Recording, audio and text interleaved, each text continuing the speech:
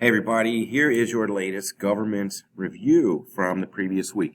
It's going to be a quick one because what I wanted you to understand was the importance of the Federalist Papers. That's why you're doing the Federalist Papers social media campaign. Just a review of this, remember after the Constitution was written, it still needed to be ratified by the states. 9 states had to ratify it in order for it to become the law of the land. So the Federalists were the group of people who were at the Constitutional Convention.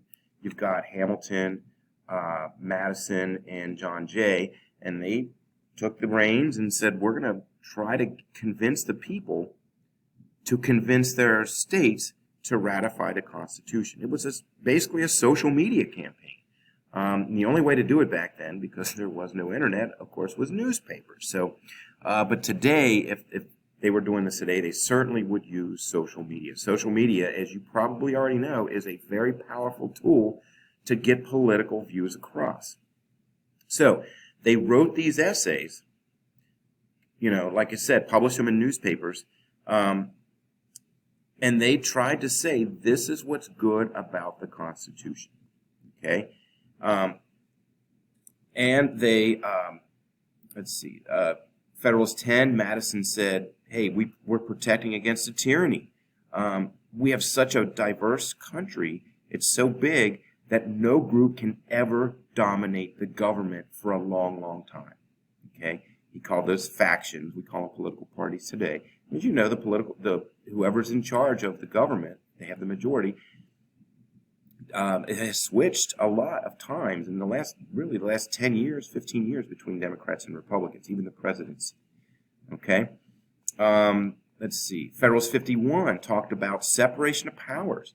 You have 3 branches of government. Why? So one branch, you don't want to put all the government power into one branch. They said that's stupid because then that one branch will become dominant and it'll run our lives and will become a dictatorship, will become tyrannical. So let's separate the powers into executive, legislative, and judicial branches. If you dilute the power, no one branch is going to be more powerful than the others, and we're not going to have a dictatorship. They were correct because for 200-something years, we've never had a dictatorship. And then they also talked about checks and balances. This is a difficult concept to understand, but each branch has a little bit of power over the other branch to keep the branches from becoming too dominant. For instance, right now there's a Supreme Court vacancy. The president gets to appoint a judge to the Supreme Court. That's a check and a balance. The Congress, specifically the Senate, approves that appointment. That's another check of Congress on the judicial branch. If Congress passes a law the president doesn't like, the president can veto that law. Okay, that's a check on the legislative branch. And of course, the biggest check of all would be the legislative branch can impeach and remove the President of the United States. Those are all in the original Constitution, and those things, they said, the Federalists said, these are the things that are going to keep control over the government, keep human beings from dominating or branches from dominating over the others. Okay? All right. That is it for this week.